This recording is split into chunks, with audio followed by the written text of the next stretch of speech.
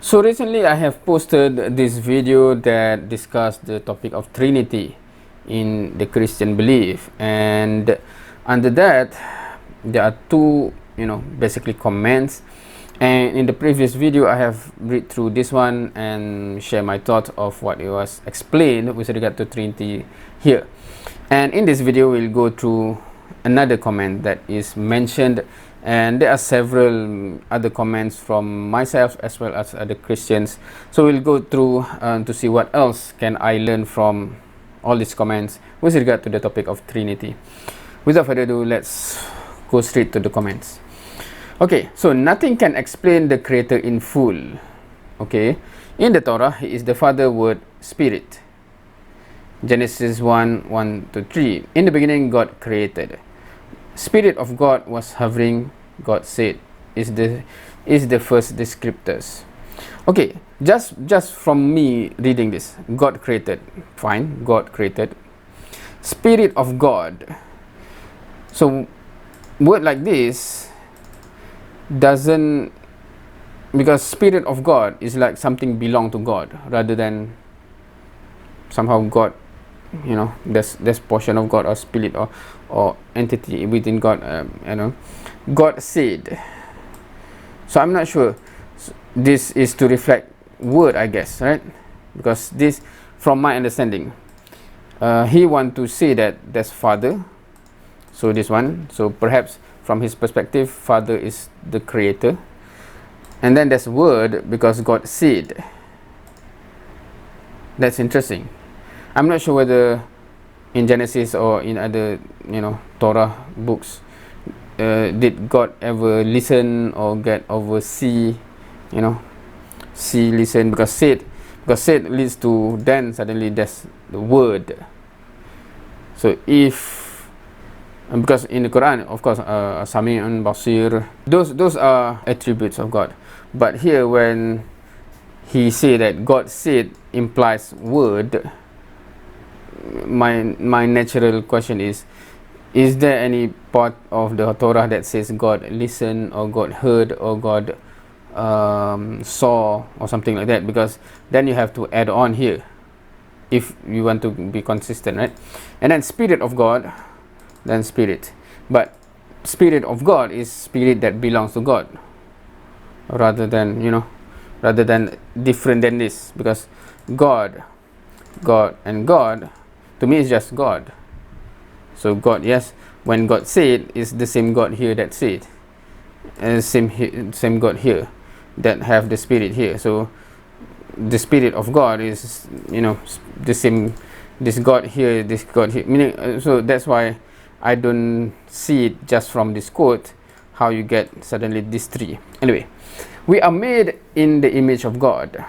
Okay, that's based on the Bible, I guess. Deuteronomy 6 infers man to be heart, soul and strength. So there's three components there: heart, soul and strength. Strength, I guess, it is physical. Emotion. So heart is related to emotion, I guess. Soul is conscience, thought. Interesting. Strength is physical. Three intertwined action causing attributes of man. Three distinct attributes, yet one man. So if you want to say this is related to attribute, but okay, this is based on this, I guess, because if it's just based on observation, would you think that someone else would say that we can divide man into more than three attributes? Right, so but based on this, meaning you already based on the Bible, it says 3 then 3. The sun analogy was the sun's matter, heat and light. So I don't understand this, because sun is sun, heat, heat comes from, light comes from. You can differentiate that, right? Meaning if you say that's the man, that's this one, but when he fart, there's a smell come from. The smell is not it's not the man itself. Something like that. So this how to say, this kind of analogy always I don't understand how it would be able, you would be able to defend or relate. Nature is repetitive, three-dimensional space, x, y, and z axis, one space. Yeah, if you want to say that, but there's three axes, right? There's three axes. So meaning that there's in three-dimensional at least, right? So it describe this this how to say, when we say positional, right? So it describe this and this and this. So if you want to refer this, meaning that there's three, you can say one God, but three distinct element or axis or something, right? However, the Quran narrative is, so suddenly he bring in the Quran, I'm not sure why. Allah is not everywhere, limited in space concerning creation. Okay, the everywhere, anytime, no limitation is only the Torah creator, different God. So I think he brings forth the energy from other discussion, and his adamant that he always want to say that the God of Christian and God of Islam is different.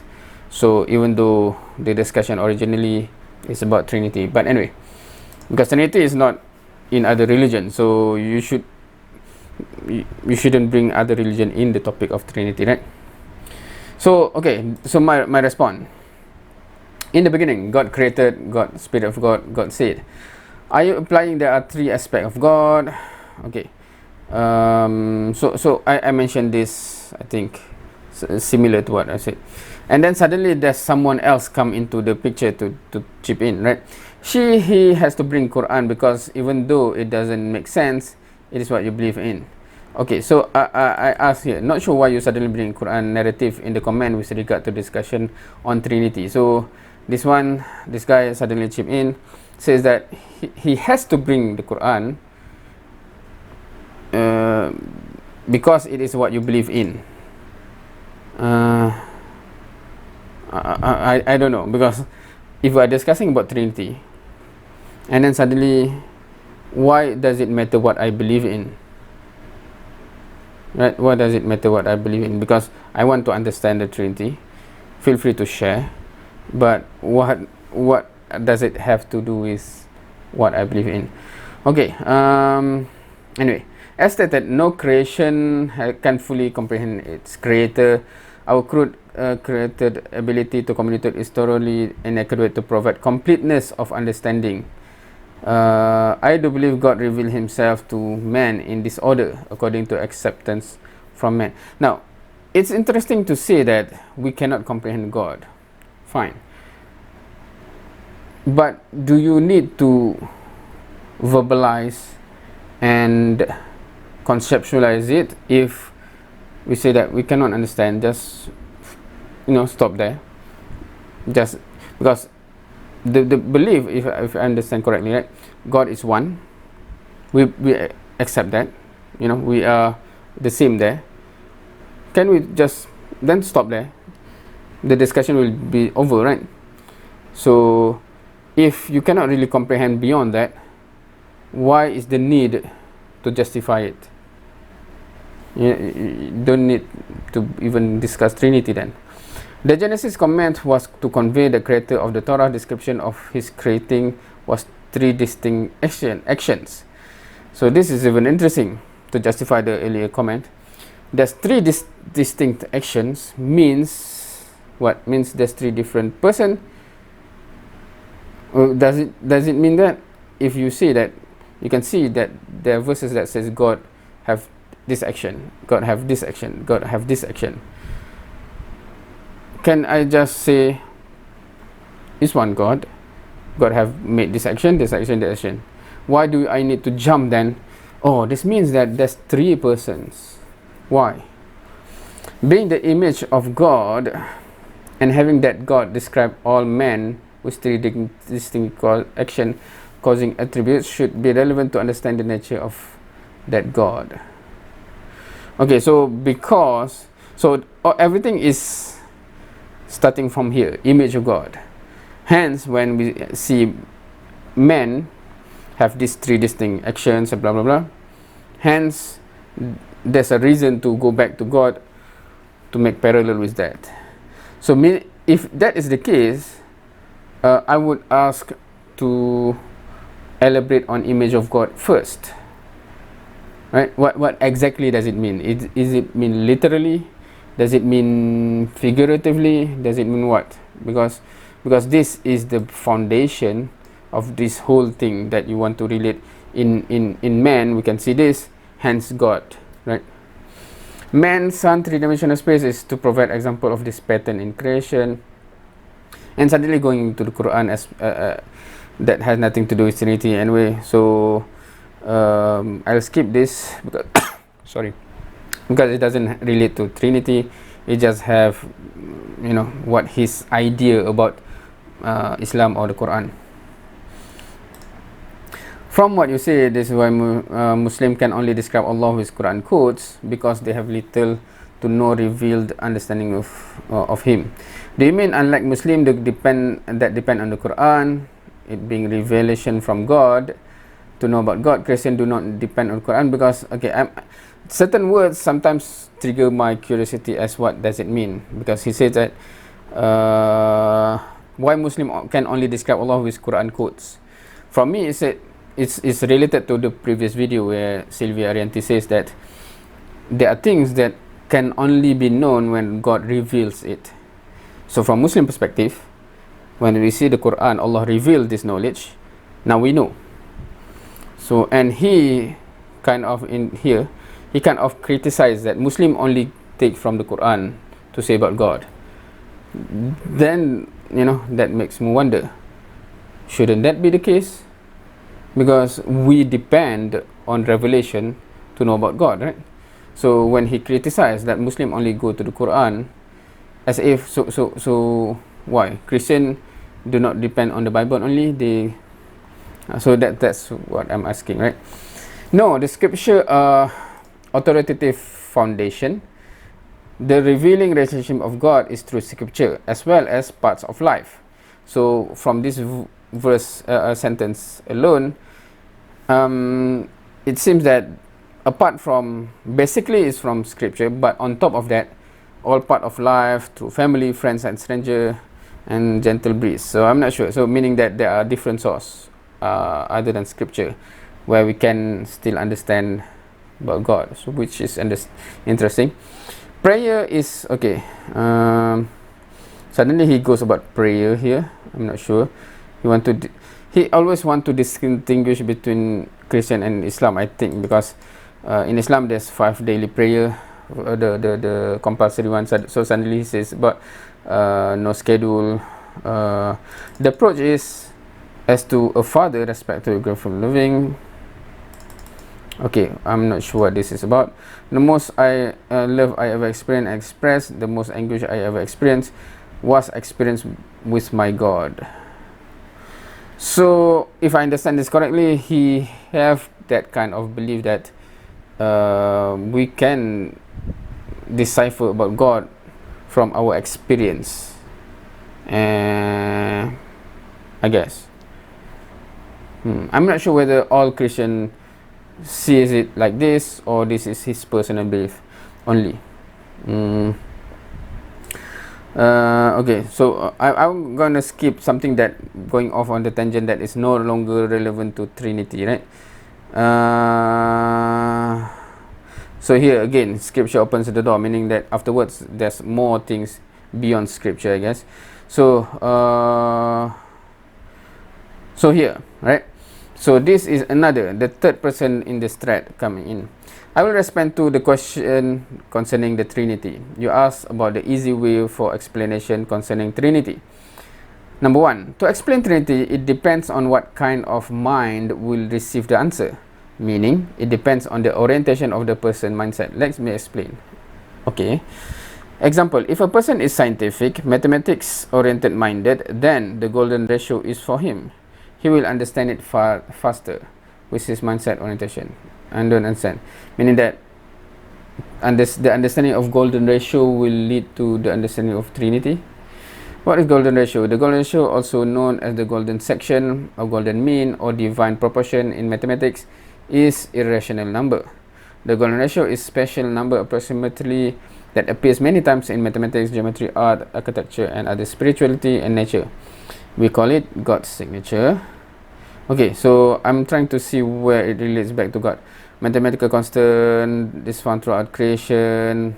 Okay, which is the symbol 0 has nothing split in 2 by the symbol 1 for unity and 1 is called Trinity. This is found throughout creation. Is represented by the symbol pi, which this is what phi or pi, which is the symbol 0 for nothing split in 2 by the symbol 1 for unity and 1 is called Trinity. I'm not sure if I understand. For someone with mathematical and scientific mind, you can understand it very fast. The golden proportion is analogous to God's relationship to his creation.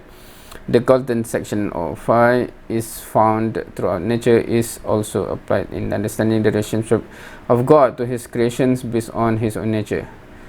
So Trinity is what called trividing in science. Only here we do see 3 that are 2 that are 1. That is the meaning of. Okay, I'm sorry, I'm lost. Maybe I'm not scientific minded or something. Jesus, the Son of God and the Son of Man in the book of John begins with these words that capture the essence of Trinity. John say, in the beginning was the Word, and the Word was with God, and the Word was God. Meaning, in the beginning, the Word was in God. Interesting. So the Word was in God, was coming from inside God. Then it manifests in spirit, then it becomes flesh.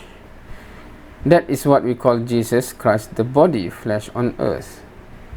So, okay, so God, within God, in God, that's the Word, coming from inside God, manifest in spirit, then become flesh, that becomes Jesus. Meaning that Jesus originates from something in God, right? Inside God. That's the first time I ever saw this way of describing. Interesting. So Jesus, that the flesh on earth, is the flesh that originally is spirit, because the spirit then it become flesh, right? So the spirit become flesh, but the spirit originally is within God or inside God. Okay, interesting. That is the first explanation for Trinity to someone who have scientific mind, mathematical mindset. Okay, so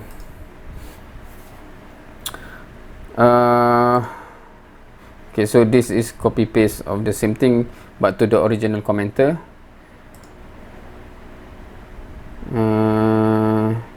The same thing. Why is it repetitive? Okay, number 2. Second explanation or easy way to understand Trinity through empirical mindset. We say God is Trinity, triune, or 3 in 1.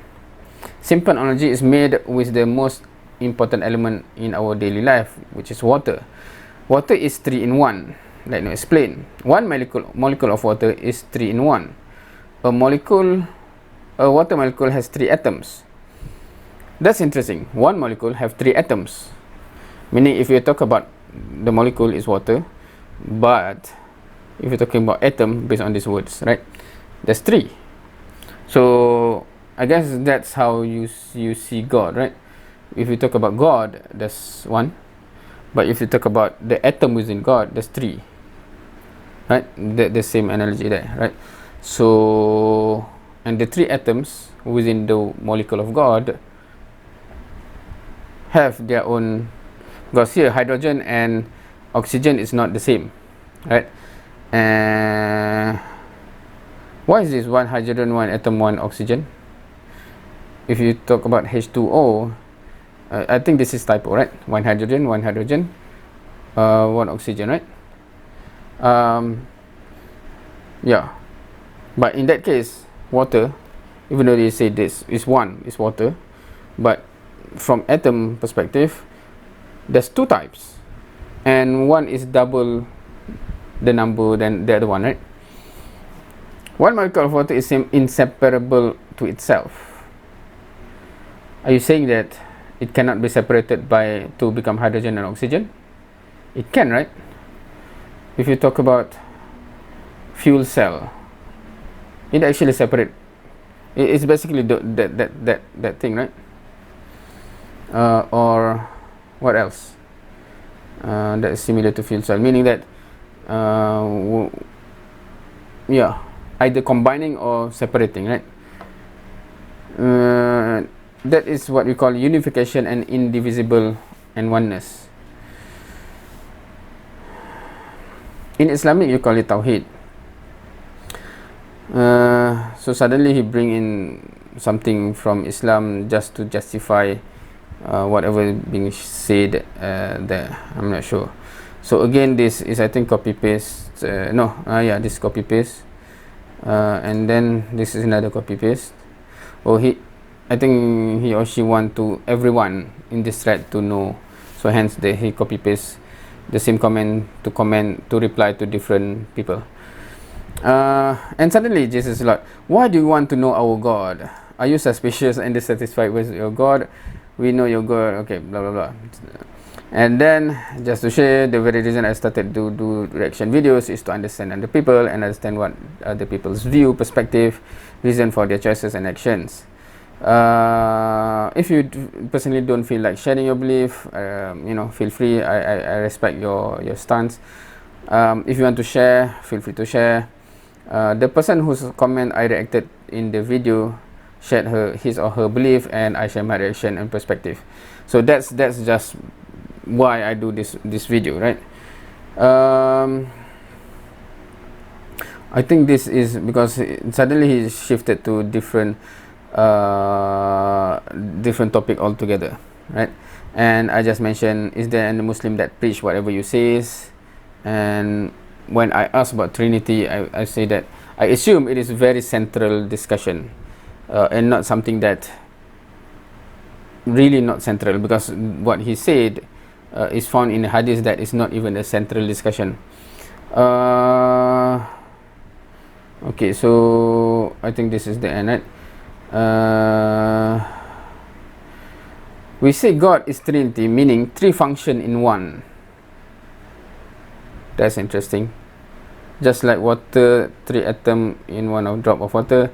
If you can understand this, now if this is, I can understand three function in one, or three elements in one. I can understand it, but is that understanding really how you understand God? Because if it is like that, meaning that like one agency have three departments, right? One agency, it's still one agency, but I have three departments that cater to three distinct function. This is HR, this is customer service, this is sales, whatever. There's three departments within one agency, for example, right? So it's one agency, have one umbrella, vision, etc., right? But I can see that these three departments is three distinct departments. So are you saying God is like that? Right? So if it's like that, it's easy for me to understand. But the one God is more of one that have many moving parts rather than one being, right? So, but if that is your belief, then just confirm it, and I can, okay, that's how you believe it. Simple enough, right?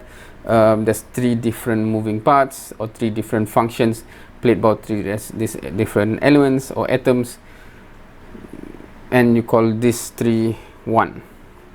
Yeah, I guess, but still you cannot